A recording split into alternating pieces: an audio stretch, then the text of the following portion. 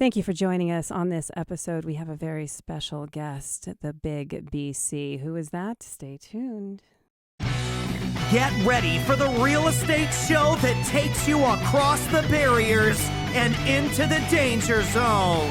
That Bitchin Real Estate Podcast with your host, Tenacious T.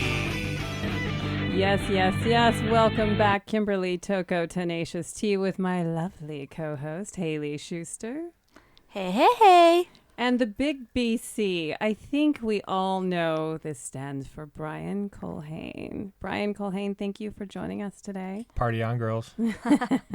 So one of the things that I think we all know is that you helped create and start EXP. You're an advocate for our culture.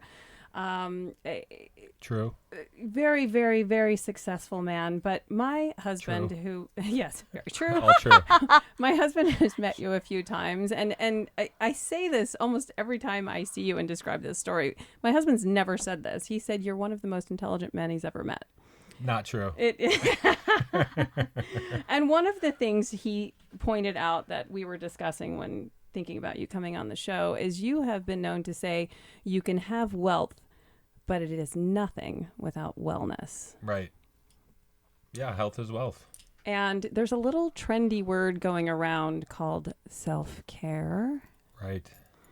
What is your opinion of self-care and why should we care? Yeah, I mean, it's funny. You spend your youth chasing your fortune, and then you spend your fortune chasing your youth back. And as I just freshly got out of a hot yoga flow class, nice. And probably sweated about 24 ounces of water out. I don't think I've sweated that hard since college basketball practice, actually. It's been a few years since I've taken a yoga class. It's difficult, yes. I'm just trying to heal myself. I kind of had some health issues recently. I fell off my mountain bike in 2011 and broke my hip. I literally cracked the top of my femur off. All the way off, people. Yeah, I mean, It was a pretty brutal bike ride. And I'd like to think it was something really sexy, like going down a mountain or being chased by a grizzly bear or something. But I was just going around a new home construction subdivision and went off a curb a little funny and was trying to get cute, do a little bunny hop type thing. And just fell on my hip, smacked it, just completely broke it. And then I had to basically, I think I spent about 9 months on a walker. The first 2 months I couldn't even get out of bed. And then, slowly just been kind of rebuilding myself. And then ultimately I had to get the full hip replacement a couple years later. And then we basically, that caused all kinds of other issues and, on and off all kinds of medication for years and years. And so, I think it was probably 2+ years ago, I was just laying in my couch after laying around for probably about 5 years. Yes. Not doing much, eating like I was still a college athlete. And I said, I can't breathe very good. And my heart was hurting. And I went and jumped in my cold water. And it was December 15th. And so my pool was probably about 40 degrees, maybe less. Yeah. And it was almost like to try and get a little bit of a defibrillator kind of effect and just get that, that fresh breath of air. And ultimately, that kind of launched me down a rabbit hole of biohacking, and I learned about Wim Hof method and ice immersion, and and that's taken me to a whole nother level. And then I started running some Spartan races. I ended up meeting up with Troy Casey, who's the certified health nut here in he's out of Santa Monica, Venice Beach, Muscle Beach. Yes. And so I've been working with Troy for about 2 years now, and I have to pause you right there because it a lot of people feel like this is just voodoo. It's a new wave of things.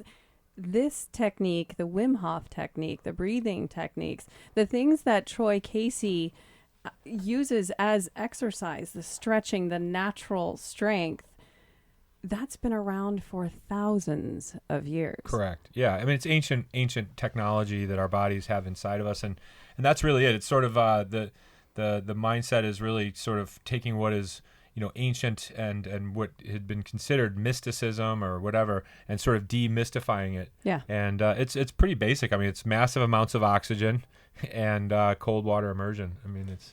And we have a little nickname for you, Alchemist of the Desert, because that's exactly what you're doing. You're mixing things together. I mean, I for one, I had no idea that the breathing technique could push me as far as it does now. And yes, I am that weird chick at the gym doing my Wim Hof breathing, but I am holding my breath longer than I ever thought I could. Yeah. I am pushing through natural exercises. And when I say that, I'm talking pull-ups, hanging, running.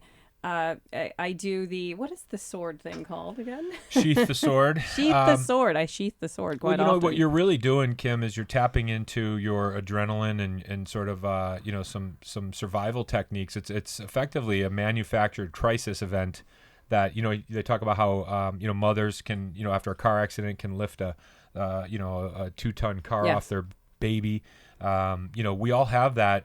I've been referring it to lately as, break glass in case of emergency. We sort of have that adrenaline storage supply waiting for that crisis event.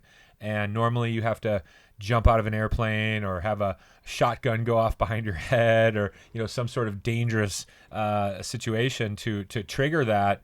Well, what Wim Hof has discovered is a couple natural ways to hack into it. And I think, again, you had said as you get older, you're chasing your youth again. Yeah.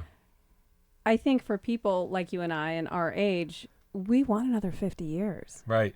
And the reason why we're so into building wealth and building freedom is so that we have the time to chase that youth. Right. Yeah. I mean, I kind of came up with this phrase the other day, or actually it was not too far after I jumped in that cold water for that first time, but I said we're all going down the highway to hell, and the exit ramps of getting off that get fewer and farther between the older we get. Yeah. So you might want to take this next one, because you never know when the next one comes. Kind of like driving through the desert. There's not a lot of rest stops, in between. Oh, no. But we all just kind of cruise down this highway to hell, and you see it. You go around. I mean, I look at everybody now kind of differently.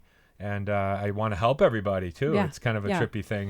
That is another thing that you and I have in common. We love to help people. That's just for me. It's in my cells. Yeah, I can't be any other way. That also means you have to say no at some point, as well. Yeah, I'm experiencing that currently. Someone said the other day, a new partner of mine, Brad Axelrad, said it's sort of the giver's dilemma. You give so much, but then you neglect yourself, and it's almost a codependency. He actually recommended a book called Codependent No More, and I've been reading it. But it's sort of that mindset of or my wife puts it better. She says, Brian, you can't light yourself on fire to try and warm other people up. Yeah. Oh God, that's brilliant. Yeah, it's brilliant.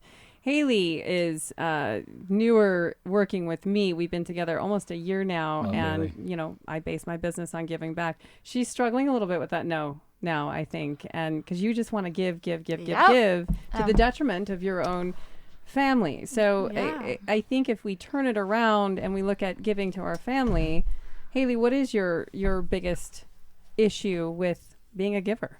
It's definitely the balance. I have 2 littles, 2 years old and 6 months old, and it's that last night I was serving or getting dinner ready for my kids, and a client calls and she's at a freaking offer pad house down the road, and she's like, please come down here.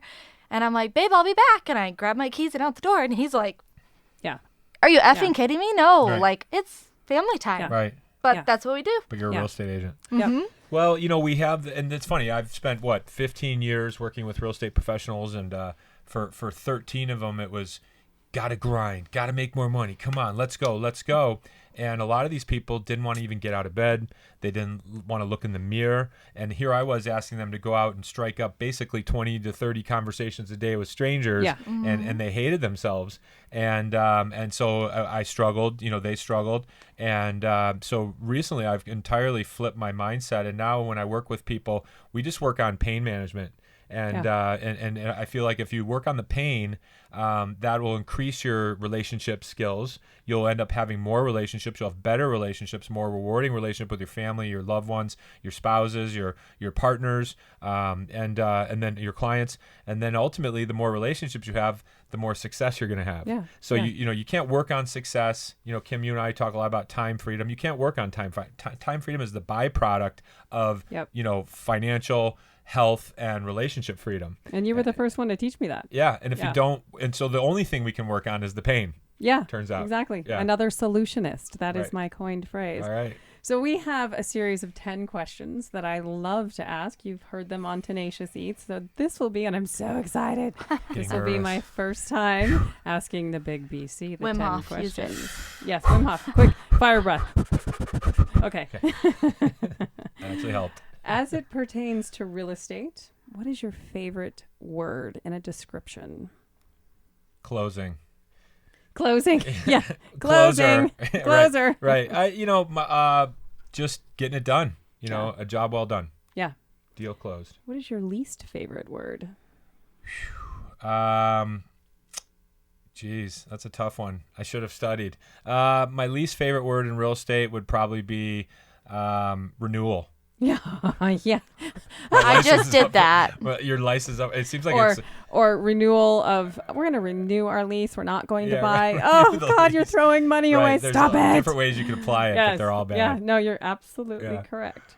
Now we've kind of touched base on this, but when you think about what turns you on in life, what is your turn on? What is it you do to get you energized and ready to go forward, whether it be a basketball game or kissing your wife or heading into your cloud office in your pajamas? Yeah, I mean, honestly, I hate to kind of go back to the same subject, but it's breathing now is sort of the best thing for me, and just getting me jacked up, calming me down, just really trying to drop into my subconscious and be more present. Yeah. With whatever I'm doing. Yeah.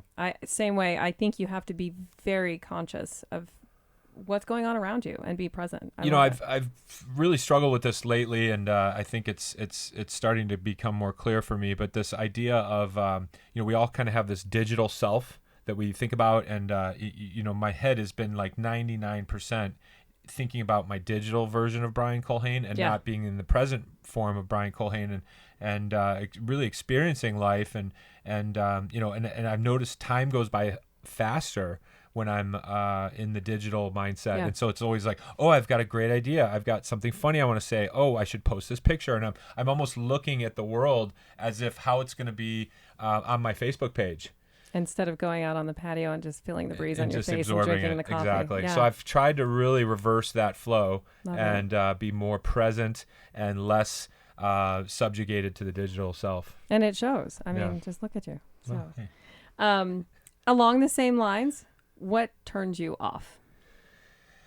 Negativity, incompetence, just people that don't think for themselves, and then ultimately are blaming others, not taking responsibility for their actions. That really drives me crazy. Yeah, that's a common one, especially when you get up to the level of success that a lot of us have now. Yeah, I don't suffer fools well. Oh, I love that saying. Don't suffer fools. Okay, my favorite question, as you all know, what is your favorite curse word? And you can say it. Motherfucker. Motherfucker. Oh, I like it. That's a good one. So most of the day it's been the F word, but we got it. Yeah. That's, but it's almost like meaty. It's almost meaty. like you're thinking. You're just like, motherfucker, I'm trying to go to the store. I do it when I'm on the phone. My kids look at me. Oh, I love it. I'm like, Daddy can swear, Daddy can drive, and Daddy can drink beer, and you can't. So we've done a few podcasts so far. Chelsea Pites, Michael Herrera, Ricky Camus. And we all swear around our children. Yeah. It's okay. They can't say it, but I just want to say as parents, we can't be perfect. Did you see that article that came out today? I posted it. No, I haven't seen it yet. It literally said psychologists show that if you're feeling like depressed or down and out, you should hang out with people who swear more. Funner people. I think I did see that. Yeah, that's hilarious. Okay, so thinking of sounds, what noise or sound do you love? I'm really practicing trying to get into that just kind love of that. It. Yeah. Almost that guttural.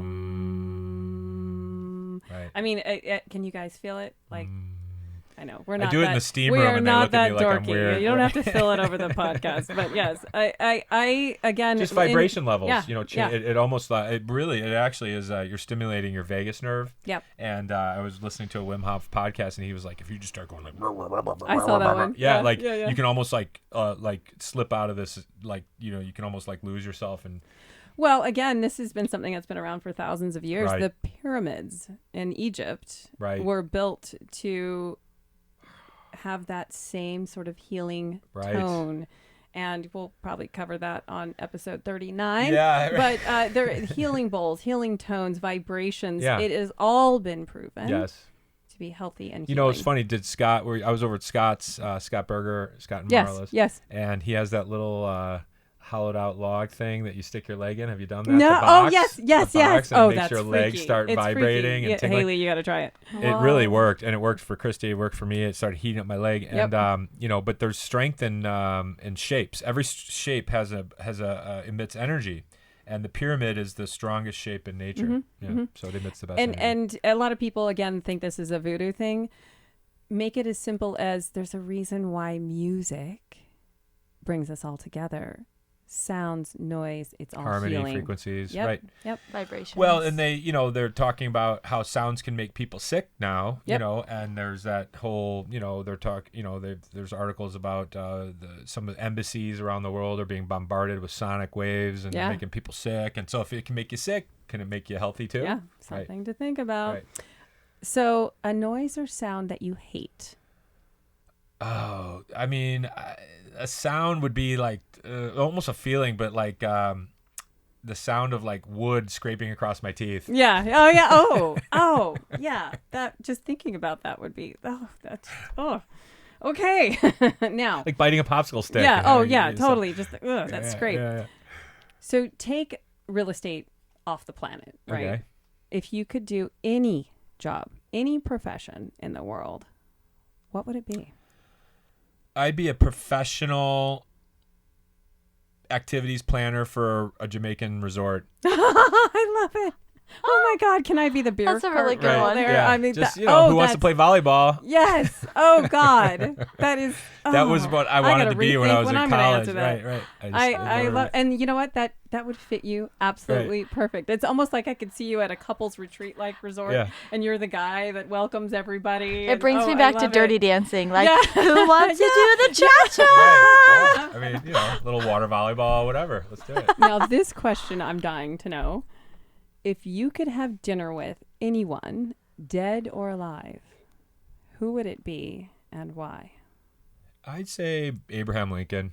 Just Yeah. because I'm born on his birthday and I've, spent a life thinking about that man and what he did. And, I'm sort of, if you getting into that mysticism and stuff like that. But I'm born on the day of the unifier.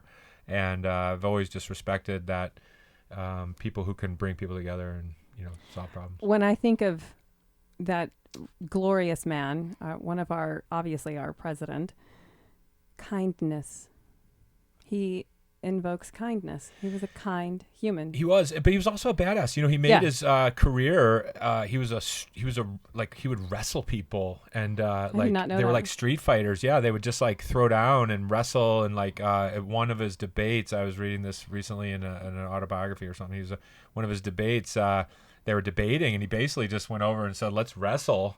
And they just Love ripped it. their shirts off and started throwing down in the streets. But he was kind of like Why like a can't strong politics man. be like that now? It's getting back to Oh, that, yeah. I think. Oh, yeah. Let's just wrestle. Why not? Right. I love it. Yeah. Well, Brian, usually I have a sign off, but there's something you say quite a lot that I absolutely love. It's about a wolf. What is it? What is your little thing that you say about a wolf and a wolf pack? Oh yeah, well, so the strength of the pack is the wolf, but the strength of the wolf is the pack. Yeah. Yeah. So that is our sign off today. So say Right it on. one more time in So your the sexy strength radio of the- voice. The strength of the pack is the wolf, but the strength of the wolf is the pack. Love it. Ow. That's right. All together. Kimberly Tocco, Haley Schuster. Brian Culhane, and a howl. Say, Ow!